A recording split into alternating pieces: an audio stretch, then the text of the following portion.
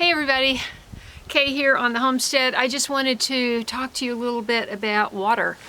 I posted something on the community page yesterday about water quality, and I got a really engaged response. A lot of people said this is a great topic, and they told me about their city water, etc. Well, it turns out my city water where I am, I'm very fortunate because it's because there are no sewage plants on the river where they get their water. And it's a protected stream because of wildlife and fisheries. It's a trout stream, so very, very fortunate there. And plus it comes through a 17-mile aquifer, limestone aquifer. So it starts out really good to start with.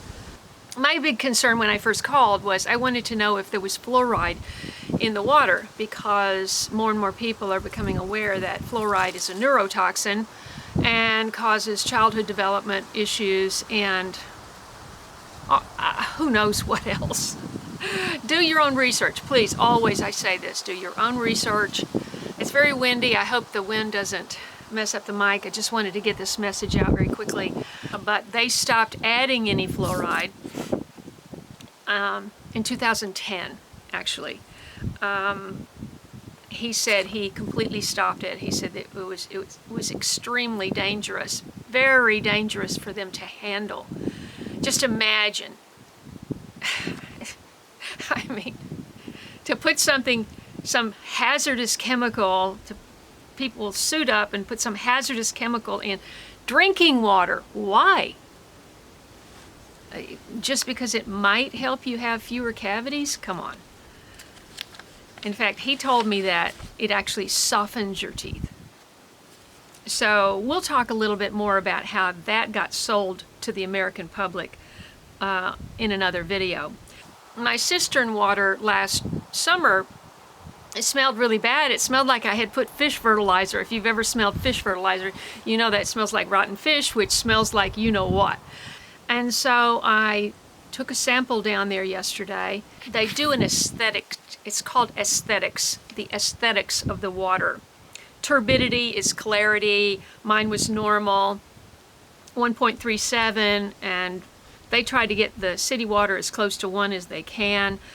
My water is not hard. It's on the soft end of 42. There's naturally occurring fluoride in the water, but it's a very trace amount. The pH was 7.49. Alkaline was 97. 70 to 100 is a good range. The manganese, I guess that's the metal that they have to worry about here, is 0.027, which is excellent. They do have to use something to take manganese out of the river water. But he told me there were 5 chemicals that they used, and we had a great talk, and he was talking about the bottled water industry and how they used to have only 4 tests that they put the water through, and now they have 7, but the city water has something like 15. They are 12 to 15 or 17, I forget what he said, but much more testing goes into city water than in the other water. Now, I heard from people and they were saying their city water is terrible, and I'm so sorry about that, and I just wanted to say that I didn't even think about, I mean, I knew I was not going to be off-grid here, unless I had to be, you know. I wanted a water source if I had to be off-grid.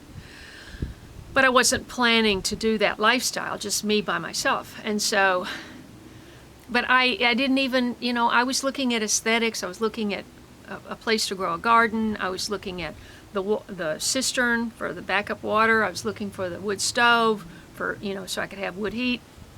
I was looking for those things when I searched for a property. So I just want you to put on, if you're still looking for a place, you might want to put on your list. If you're not planning to totally go by rainwater, put on your list to check out the city water, check those records and talk to people in the area and all that. Because I just had another conversation with him, and he was saying that he said he has tested 80 wells in his district, and almost all of them are contaminated. They're not fit to drink. He said they're not fit to drink. That's what they say in the South. Not fit to drink. And so my neighbor had told me that. He said, you can't have a well here. The ground is too toxic. We have a zinc mine in the area. And I don't know if that's the only problem, but anyway, that's part of the problem. So what I'm getting to now, and the reason I just measured my cistern again, I had my helper last year measure it, and he calculated that, the guy last year calculated that it held about 10,000 gallons. There's only been one time that I've been aware that it's overflowed so that it was full. When I first came, somebody had poked a hole in the side right at the downhill ground level, right there, so that it would just pour out and not get higher. But it could hold thousands more gallons if that hole hadn't been there. So it was worked on last year. He did a lot of work on it. He drained it, patched it all, whatever, paid him. And then in March again of this year, I saw that it was still leaking. And so another guy came and he drained it and patched it again. And a friend of mine was saying, you're gonna have to put in a liner. It's the only way, because concrete block buildings leak and you don't know where. And so now he has resealed this whole thing, and guess what? It leaked again. But back to the point is, I had told him it smelled bad, and he said they would test it. So the aesthetics were good, but I just got a phone call, and he said there is, and the 2 samples I gave him was straight out of my rain gauge. You can't even put your finger in there to touch it because it has a grate on the top. I poured it from my rain gauge, it just rained the day before, poured it in there into a sterile bottle and put the lid right on it. I didn't touch it. And then the other sample came dipped right out of the cistern. Both had E. coli. I said, how can E. coli come out of the sky? We know it's in the ground. We know it's from agricultural runoff has caused a lot of these problems. But I'm going, how can E. coli come out of the sky? He said, I don't know. But we're finding that more and more. They test lakes all the time. And the whole lake, the Center Hill Dam, which is the big one where everybody has so much fun over there, and I haven't been there, but I don't have a boat. But E. coli all over. So, and then the cistern has E. coli and fecal chloroform. I think that's what he called it.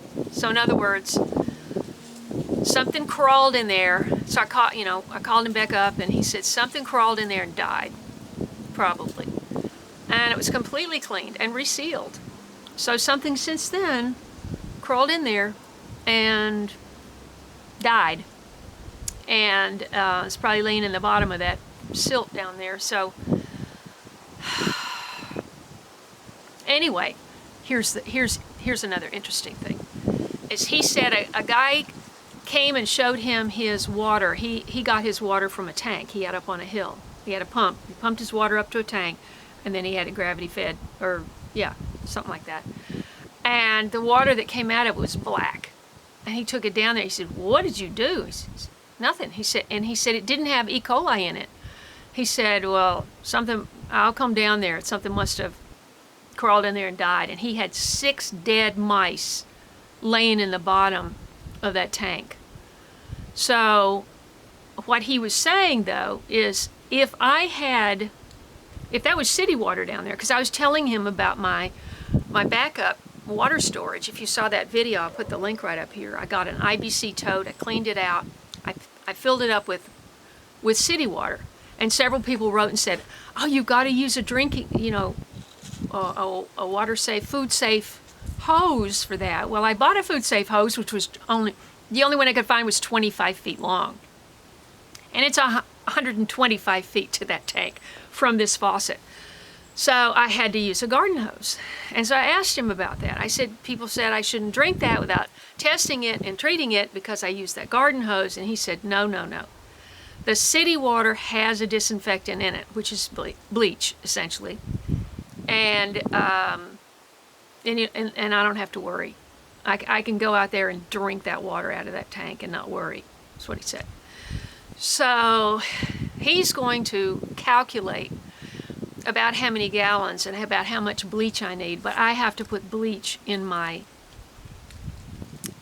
cistern to get rid of this E. coli. I'm going to go back down there on Monday and pick that up, and I'll continue this story if there's more good information. I hope that's helpful. I hope that if you're still looking for a place, or if you haven't thought about this, do think about it, because E. coli can make you really sick.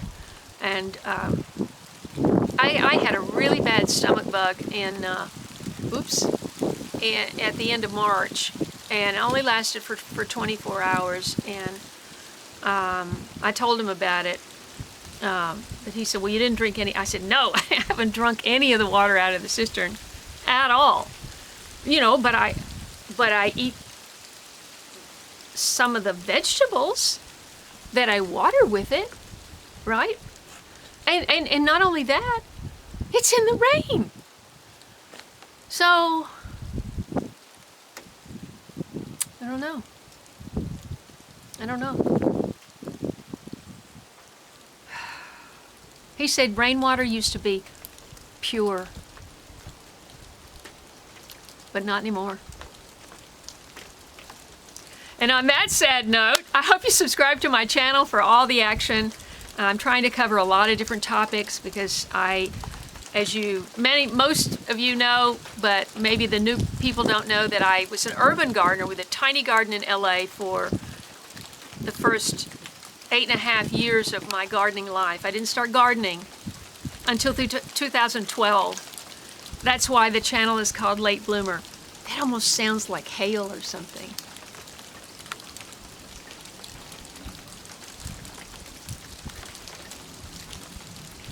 And anyway,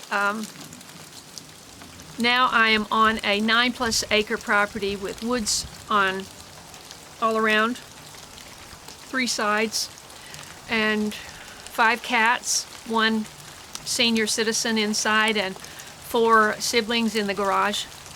They sort of live in my large 2-car garage, and then I let them out and then let them back in at night so they'll be safe. So that's our life here, and it's a huge education. But I would say don't fear your city water, but everybody's water district is different. Look at what happened in Flint, Michigan, remember? Oh my gosh, terrible things, terrible situation with water. And so make sure you check that out. So call your water district or go online to your water district website and look up water quality report. It may have a different name, but you know, it will have a published report of what they're putting in the water, what they found in the water, and what they're putting in the water to, well, not necessarily. He said we don't list all the chemicals, but their findings and, you know, after testing and everything, and the quality.